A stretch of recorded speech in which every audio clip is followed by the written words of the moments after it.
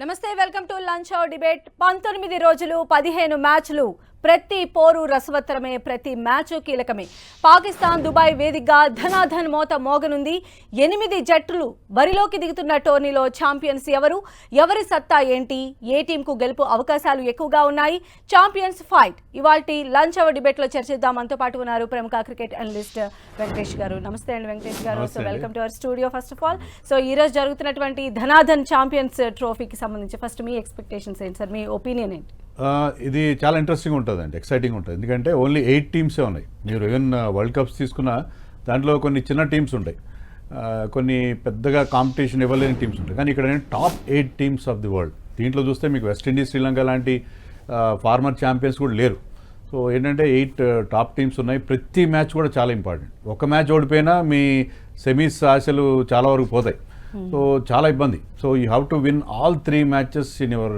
Group stage so ఏ రకంగా చూసుకున్నా కూడా ప్రతి మ్యాచ్ కూడా ఇంట్రెస్టింగ్ ఉంటుంది అండ్ చాలా ఇయర్స్ తర్వాత పాకిస్తాన్లో జరుగుతోంది champions trophy and high impact tourney లాగా కనిపిస్తుంది ఎందుకంటే ఐసీసీ ర్యాంకింగ్స్లో మెయిన్గా ఉన్నటువంటి 8 టీమ్స్ ఇక్కడ తలపడుతూ ఉన్నాయి కాబట్టి సో పాకిస్తాన్లో జరుగుతున్నటువంటి ఈ ఛాంపియన్స్ ట్రోఫీ ఇంపాక్ట్ అనేది ఎలా ఉంటుంది అనుకోవాలి నిజమే మీరు చెప్పినట్టుగా లాస్ట్ టైం వాళ్ళు ఒక ఐసీసీ ఈవెంట్ హోస్ట్ చేసింది ఎప్పుడంటే 1996లో అంటే ఆల్మోస్ట్ 30 ఇయర్స్ అవుతుంది 30 ఇయర్స్ తర్వాత పాకిస్తాన్ ఒక ఐసీసీ ఈవెంట్ హోస్ట్ చేస్తుంది అది కూడా హైబ్రిడ్ మోడల్ ఎందుకంటే ఇండియా మ్యాచెస్ అన్నీ కూడా మనకి యూఏఈలో దుబాయ్లో జరుగుతున్నాయి so India has refuse to go to Pakistan so మిగతా మ్యాచ్లన్నీ పాకిస్తాన్లో జరుగుతాయి ఫైనల్ కూడా ఎక్కడ జరుగుతాయో మనకు క్వశ్చన్ మార్కే ఉంటుంది ఇండియా కానీ క్వాలిఫై అయితే final will be in Dubai India qualify కాకపోతే ఫైనల్ మీకు లాహోర్లో గడాఫీ స్టేడియంలో జరుగుతుంది సో పాకిస్తాన్ ఎంతవరకు ప్రాపర్ అరేంజ్మెంట్స్ చేయగలుగుతాయి ఎందుకంటే స్టేడియంస్ రెడీ కావట్లేదు ఇక్కడ ఏర్పాట్లన్నీ అరకొరగా సాగుతున్నాయని మనకు వార్తలు వచ్చినాయి సో ఎంతవరకు వాళ్ళు ప్రాపర్గా కండక్ట్ చేయగలుగుతారు ఇంత మెగా టోర్నమెంట్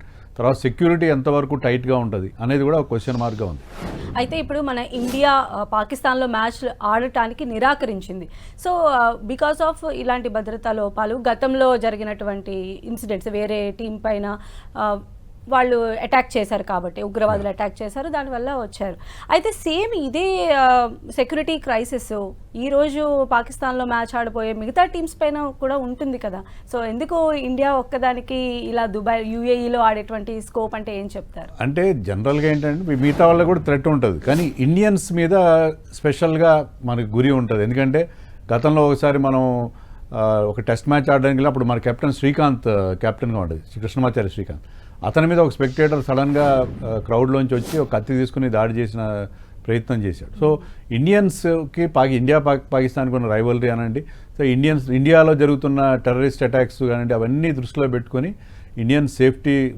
మనం చాలా టాప్ ప్రయారిటీ కాబట్టి ఇండియన్ గవర్నమెంట్ అలాంటి డెసిషన్ తీసుకుందాం అనుకోవాలి ఇంకోటి కూడా మనం ఈవెన్ ఒక ఫోటోషూట్ జరుగుతుంది బిఫోర్ ఈ రోజు కానీ నిన్న జరిగి ఉండాలి యాక్చువల్గా photoshoot before any ICC event దాంట్లో ఆల్ కెప్టెన్స్ పార్టిసిపేట్ చేస్తారు కానీ ఈసారి రోహిత్ శర్మని పంపడానికి మన గవర్నమెంట్ పర్మిషన్ ఇవ్వలేదు సో మన క్యాప్టెన్ వెళ్ళడానికి పర్మిషన్ ఇవ్వకపోయేసరికి ఆ ఫోటోషూట్ కూడా క్యాన్సిల్ అయింది సో కనీసం ఆ ఫోటోషూట్కి మామూలుగా 4 గోడల మధ్య జరిగే ఫోటోషూట్ పంపడానికి కూడా మన గవర్నమెంట్ సిద్ధంగా లేదు సో మన సెక్యూరిటీ థ్రెట్ అనేది ఎంతగా భావిస్తున్నారు మన గవర్నమెంట్ అనేది దానికి అదే ఉదాహరణ అయితే ఇందాక మనం మాట్లాడుకున్నట్లు మేబీ ఈ మ్యాచ్కి రిలేటబుల్ కాకపోవచ్చు బట్ పాకిస్తాన్ వారు ఒకటి జరిగింది బట్ పాకిస్తాన్ వెనక్కి వచ్చేసినటువంటి సిచ్యువేషన్ ఉంది అంటే అలాంటి టైంలోనే పోరాటం చేయలేనటువంటి పాకిస్తాన్ ఈరోజు ఇన్ని జట్లకు ప్రెస్టీజియస్ కంట్రీస్ నుంచి వస్తున్నటువంటి జట్లకు అంటే సెక్యూరిటీ ఎంత మాత్రం కల్పించేటువంటి ఛాన్సెస్ ఉంటాయి అనుకోవచ్చు అదేనండి అది క్వశ్చన్ మార్క్ అయితే ఉన్నది కానీ ఏంటంటే జనరల్గా ఎక్కువ మ్యాచ్లు లేవు దీంట్లో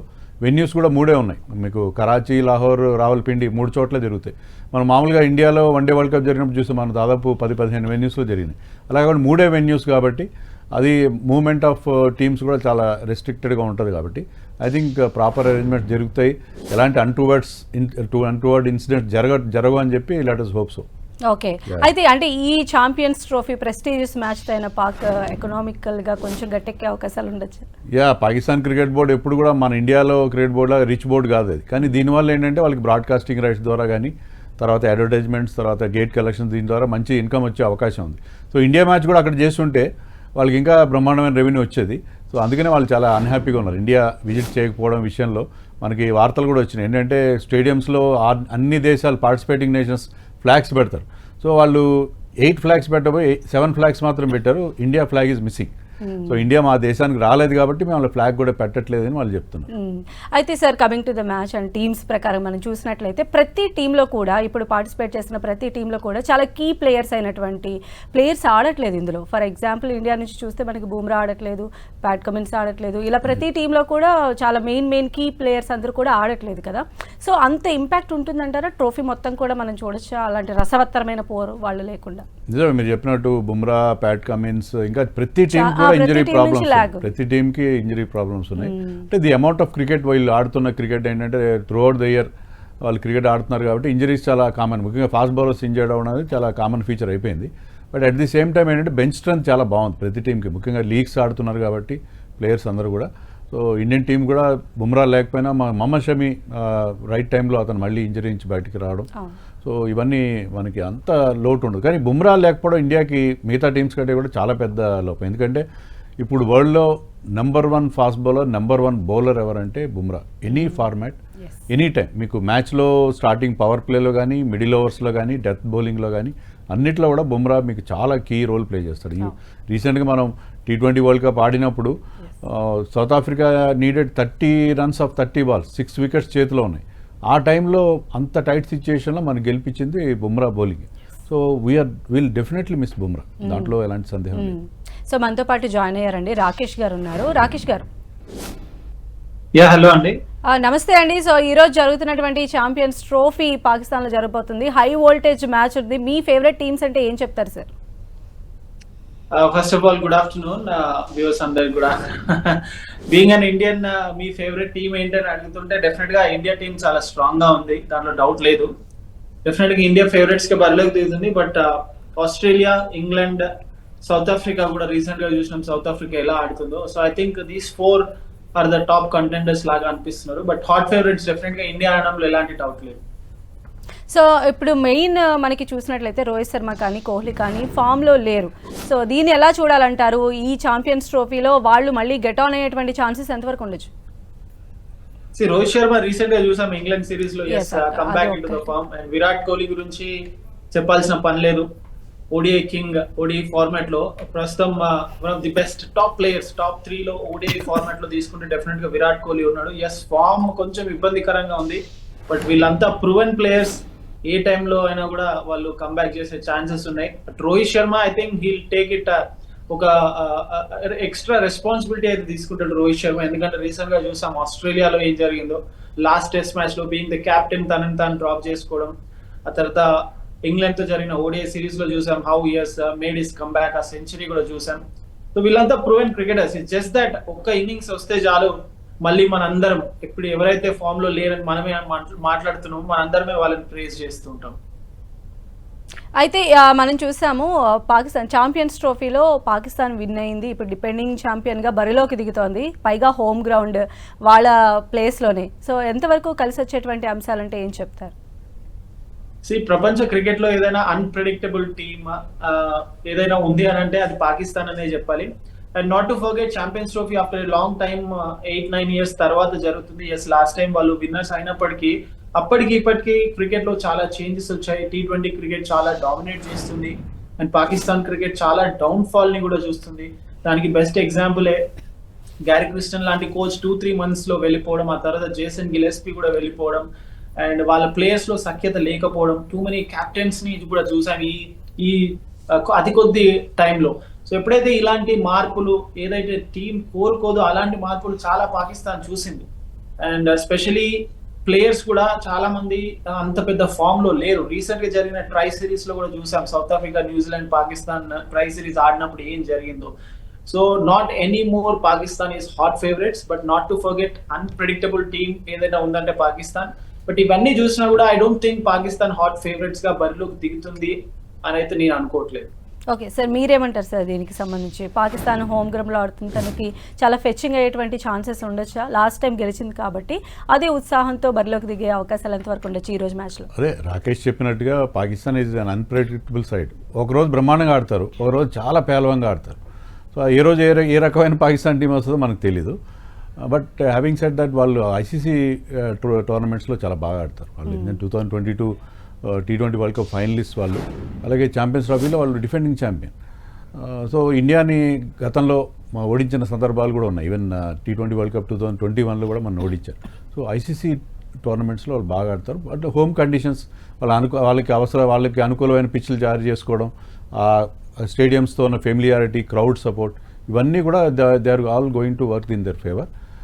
బట్ ప్రెషర్ కూడా ఉంటుంది. ఎందుకంటే అక్కడ టీం బాగా ఆడితే మన ఇండియాలో లాగానే చాలా మెచ్చుకుంటారు, బాగా ఆడకపోతే మన ఇండియాలో లాగానే ట్రోలింగ్ చేయడం కానీ, ఫార్మర్ ప్లేయర్స్ కూడా చాలా యాక్టివ్ ఉంటారు. వాళ్ళందరూ యూట్యూబ్ ఛానల్స్ ఉంటాయి, వాళ్ళందరూ కూడా టీంని బాగా భయంకరంగా దుర్భాషలు ఆడడం అనేది మనం చూస్తాం. సో ఆ ప్రెషర్ కూడా చాలా ఎక్కువ ఉంటుంది. ఎందుకంటే ఇన్ని సంవత్సరాల తర్వాత 30 ఏళ్ళ తర్వాత హోస్ట్ చేస్తున్నప్పుడు కనీసం సెమీఫైనల్ కూడా రాలేదనుకోండి, వాళ్ళకి ఏమాత్రం పరువు దక్కదు. సో అందుకని ప్రెషర్ కూడా ఎక్కువ ఉంటుంది. హోమ్ అడ్వాంటేజ్తో పాటు they will also will be feeling pressure.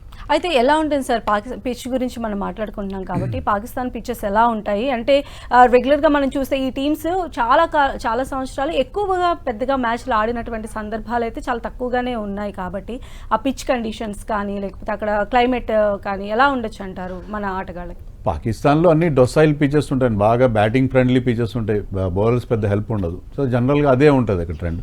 కానీ మనం ఆడే అన్నీ కూడా దుబాయ్లో కాబట్టి దుబాయ్ కండిషన్స్ తీసుకుంటే దుబాయ్లో కూడా స్లో పిచెస్ ఉంటాయి, డ్యూ ఫ్యాక్టర్ కూడా ఎక్కువ ఉంటుంది. చూడాలి మరి ఫస్ట్ మ్యాచ్ రేపు మన ఇండియా టీం రేపు ఆడబోతుంది. సో రేపు ఎలా ఉంటుంది అనే దాన్ని బట్టి మనం వీ కెన్ అంటే డ్యూ ఫ్యాక్టర్ ఉంటుందా లేదా. డ్యూ ఫ్యాక్టర్ ఉంటే సెకండ్ బ్యాటింగ్ చేసే టీంకి అడ్వాంటేజ్ ఉంటుంది, సెకండ్ బౌలింగ్ చేసే టీంకి చాలా చాలా ఇబ్బందికరమైన పరిస్థితి ఉంటుంది. సో ఫస్ట్ బ్యాటింగ్ చేయాలా ఫస్ట్ బౌలింగ్ చేయాలనేది రేపు బంగ్లాదేశ్తో మన వాళ్ళు ఆడబోయే మ్యాచ్ని బట్టి మనకి టోర్నమెంట్లో ఫ్యూచర్. అంటే లక్కీలీ మనకి ఫస్ట్ మ్యాచ్ కాస్త ఈజియర్ మ్యాచ్ ఉంది. Bangladesh is not that strong compare to New Zealand and Pakistan. So పాకిస్తాన్తో 23rd జరిగిపోయే మ్యాచ్కి ముందు మనం ముందుగా ఏం చేయాలి, టాస్ గెలిస్తే ఏం చేయాలనేది మనకు ఒక క్లారిటీ వస్తుంది. అండ్ ఈరోజు జరిగేటువంటి పాకిస్తాన్ వర్సెస్ న్యూజిలాండ్ మ్యాచ్ ఎవరు హాట్ ఫేవరెట్ అంటే ఏం చెప్తారు సార్? చాలా కష్టం అని చెప్పడం, ఎందుకంటే నేను Pakistan is the home team. వాళ్ళేమో పాకిస్తాన్ని రీసెంట్గా అక్కడ ట్రై సిరీస్ జరిగితే పాకిస్తాన్ మీద ఆడిన 2 మ్యాచ్లు గెలిచారు. But they have injury problems. Rachin Ravindra ఫిట్గా లేడని చెప్తున్నారు. Lockie Ferguson has been ruled out, వాళ్ళు ఇంపార్టెంట్ ఫాస్ట్ బౌలర్, టోర్నమెంట్ మొత్తానికి రూల్ అవుట్ అయ్యాడు. ఆల్రెడీ వాళ్ళకి ట్రెంట్ బోల్ట్, సౌదీ లాంటి బౌలర్స్ లేవు. సో కొంచెం ఇబ్బంది పడతారు. బట్ న్యూజిలాండ్ ఎప్పుడు కూడా ఒక ఇండివిజువల్స్ మీద డిపెండ్ కాదు, టీమ్గా చాలా బాగా పర్ఫామ్ చేస్తారు. Kane Williamson is in great form. So న్యూజిలాండ్కి స్లైట్ ఎడ్జ్ ఉందేమో అనిపిస్తుంది నాకు ఈరోజు మ్యాచ్లో. సో రాకేష్ గారు మీ ఒపీనియన్ ఏంటంటే ఈరోజు అంటే పాకిస్తాన్ న్యూజిలాండ్ మధ్య జరిగినటువంటి మ్యాచ్ల్లో అంటే లాహోర్ స్టేడియంలో ఎస్పెషల్లీ 8 మ్యాచ్లు కండక్ట్ చేస్తే 7 మ్యాచ్లు ఈ 2 టీమ్సే ఆడాయన్నమాట. సో ఎంతవరకు ఈ రెండింటికి ఎడ్జ్ ఉండేటువంటి అవకాశం ఉండొచ్చు? డెఫినెట్ గా చూసాం. ఎప్పుడైతే శ్రీలంక టూర్ చేసినప్పుడు అలాంటి అవాంఛనీయ సంఘటనలు జరిగిన ఆ తర్వాత ఐసీసీ చాలా వరకు రెస్ట్రిక్ట్ చేసింది. అండ్ ఇన్ఫాక్ట్ అన్ని క్రికెట్ బోర్డ్స్ కూడా పాకిస్తాన్ కి వెళ్ళడానికి సుముఖంగా లేకుండే. రీసెంట్ గా చూస్తున్నాం ఇంగ్లాండ్ కానీ న్యూజిలాండ్ కానీ సౌత్ ఆఫ్రికా రీసెంట్ గా ట్రై సిరీస్ లో చూస్తున్నాం. అందుకని ఈ 2 టీమ్స్ మధ్య ఎక్కువ మ్యాచ్లు జరిగాయి. బట్ ఇందాక వెంకటేష్ సార్ చెప్తున్నట్టు పిచ్చులు చాలా చాలా బ్యాటింగ్ ఫ్రెండ్లీగా ఉంటాయి. And that to New Zealand it's a very disciplined team లాగా ఉంటుంది. ఎప్పుడు చూసినా కూడా వాళ్ళు రీసెంట్ హిస్టరీ మొత్తం చూసినా కూడా 2015 నుంచి కూడా కావచ్చు 50 ఓవర్ ఫార్మాట్ లో దే ఆర్ ప్లేయింగ్ వెల్. అంటే వాళ్ళు ఛాంపియన్స్ గా నిలవకపోయినప్పటికీ వాళ్ళు చాలా బాగా ఆడుతున్నారు. రీసెంట్ గా కేన్ విలియమ్సన్ కూడా మంచి ఫామ్ లోకి వచ్చిండు. సో ఐ థింక్ డెఫినెట్ గా న్యూజిలాండే కొంచెం 60-40 లాగా ఉండే ఛాన్స్ ఉంది. న్యూజిలాండ్ ఎక్కువ ఛాన్సెస్ ఉండే అవకాశం ఉంది. సార్ ఈ హైబ్రిడ్ మోడల్ ఒకసారి ఎక్స్ప్లెయిన్ చేయగలుగుతారా మాకోసం? హైబ్రిడ్ మోడల్ అంటే ఏం లేదండి. ఇప్పుడు మన లాస్ట్ టైం ఏషియా కప్ కూడా ఎలాగాడు, అప్పుడు కూడా Pakistan is the host. India ఏమో పాకిస్తాన్ వెళ్ళడానికి ఇష్టపడలేదు. సో ఇండియా మ్యాచ్లు మాత్రం మనకి దుబాయ్లో జరుగుతాయి, మిగతా అన్ని మ్యాచ్లు అక్కడే జరుగుతాయి. సెమీఫైనల్ కూడా ఇండియా ఏ సెమీఫైనల్ అయితే ఆడబోతుందో ఇన్ కేస్ దే క్వాలిఫై, అది దుబాయ్లో జరుగుతుంది. సో ఇండియా ఎక్కడైతే మ్యాచ్లు ఆడుతుందో, ఇండియా ఆడబోయే గ్రూప్ మ్యాచ్లు అన్నీ కూడా మీకు దుబాయ్లో, దుబాయ్ ఇంటర్నేషనల్ స్టేడియం ఒకే వెన్యూలో జరుగుతాయి. తర్వాత ఒకవేళ మన సెమీస్ క్వాలిఫై అయినా మనం ఆడబోయే సెమీఫైనల్ దుబాయ్లో జరుగుతుంది. అలాగే ఫైనల్కి మనం వెళ్తే ఆ ఫైనల్ కూడా దుబాయ్లో జరుగుతుంది. లేని పక్షంలో పాకిస్తాన్లో మనం అనుకున్న 3 వెన్యూస్లో ఒరిజినల్ షెడ్యూల్ ప్రకారం అన్ని మ్యాచ్లు జరుగుతాయి. సో ఇది హైబ్రిడ్ మోడల్. ఇండియాకు ఉండే గ్రేటెస్ట్ అడ్వాంటేజ్ ఏంటంటే మీరు ఒకే గ్రౌండ్లో 5 మ్యాచ్లు ఆడబోతున్నారు. ఇన్ కేస్ మీరు సెమీస్ ఆడినా ఫైనల్ ఆడినా మీకు ఆ గ్రౌండ్తో మీకు ఆల్మోస్ట్ హోమ్ గ్రౌండ్ అయిపోయింది. వీళ్ళకి మిగతా వాళ్ళకి అడ్వాంటేజ్ లేదు, ఎందుకంటే వాళ్ళు పాకిస్తాన్లో ఆడతారు, వేరే గ్రౌండ్స్లో పాకిస్తాన్లో కొన్ని మ్యాచ్లు కరాచీలో, కొన్ని మ్యాచ్లు లాహోర్లో, కొన్ని మ్యాచ్లు రావల్పిండిలో ఆడతారు. సో ఇండియాకు ఉన్న అడ్వాంటేజ్ ఏంటంటే సేమ్ గ్రౌండ్లో ఆడడం వల్ల మనకి ఆ గ్రౌండ్ ఎలా ఆడాలి, ఆ కండిషన్స్ ఏంటి, మనం ఇందాక డ్యూ ఫ్యాక్టర్ ఎప్పుడు ఉంటుంది, ఇవన్నీ విషయాల్లో మనకి సంపూర్ణమైన అవగాహన ఉంటుంది. So that is a great advantage for team India. So high voltage match అయినటువంటి పాకిస్తాన్ ఇండియా మ్యాచ్కి సంబంధించి మీ ఒపీనియన్? అంటే పాక్ ప్రధాని కూడా చెప్పారు, మీరు ట్రోఫీ గెలవకపోయినా పర్వాలేదు, ఇండియా పైన మ్యాచ్ గెలవాలి అని చెప్పి చేసినటువంటి కామెంట్స్. అంటే పరువు దక్కించుకోవడం. ఇప్పుడు ట్రోఫీ గెలిచినా గెలవకపోయినా పాకిస్తాన్తో ఓడిపోతే ఓవర్ నైట్ మీరందరూ విలన్స్ అయిపోతారు. హీరోలు అందరూ, రోహిత్ శర్మ కావచ్చు, విరాట్ కోహ్లీ కావచ్చు, ఆ మ్యాచ్లో ఎవరైతే సరిగ్గా పర్ఫామ్ చేయలేదో వాళ్ళు సడన్గా వాళ్ళ మీద బోల్డంత ట్రోలింగ్ కూడా చేస్తారు. సో ప్లేయర్స్ మీద విపరీతమైన ప్రెషర్ ఉంటుంది. సో బట్ అల్టిమేట్లీ ఏంటంటే మనం India is a better team, man to man చూసుకుంటే India is a better team. రెండోది మనకి ఓవరాల్గా ఐసీసీ టోర్నమెంట్స్లో we always done well against Pakistan. మనం ఛాంపియన్స్ ట్రోఫీ ఓడిపోయి ఉండొచ్చు 8 ఏళ్ల క్రితం ఫైనల్, బట్ ఓవరాల్గా మన టీం చూసుకుంటే మ్యాన్ టు మ్యాన్ డెఫినెట్గా బెటర్గా ఉంది. వాళ్ళకి ఏంటంటే పేస్ బౌలింగ్లో స్ట్రెంత్ ఉంటే మనం స్పిన్ బౌలింగ్లో చాలా స్ట్రాంగ్గా ఉన్నాం. స్పిన్నర్స్ యూజువల్గా బెటర్ పర్ఫామ్ చేస్తారు దుబాయ్లో అని మనం ఎక్స్పెక్ట్ చేయొచ్చు. సో ఈ రోజు జరుగుతున్నటువంటి 2 టీమ్స్కి సంబంధించి ఎస్పెషల్లీ పాకిస్తాన్ రిజ్వాన్ కానీ బాబర్ ఆజం కానీ ఇలాంటి బ్యాట్స్మెన్ని ఎలా ఎదుర్కోబోతుంది అంటే ఏం చెప్తారు సార్? వాళ్ళ బౌలింగ్ స్ట్రెంత్ ఏ విధంగా ఉంది, వీళ్ళ పాజిటివిటీస్ ఏంటి, వీళ్ళ వీక్నెస్లు ఏంటి?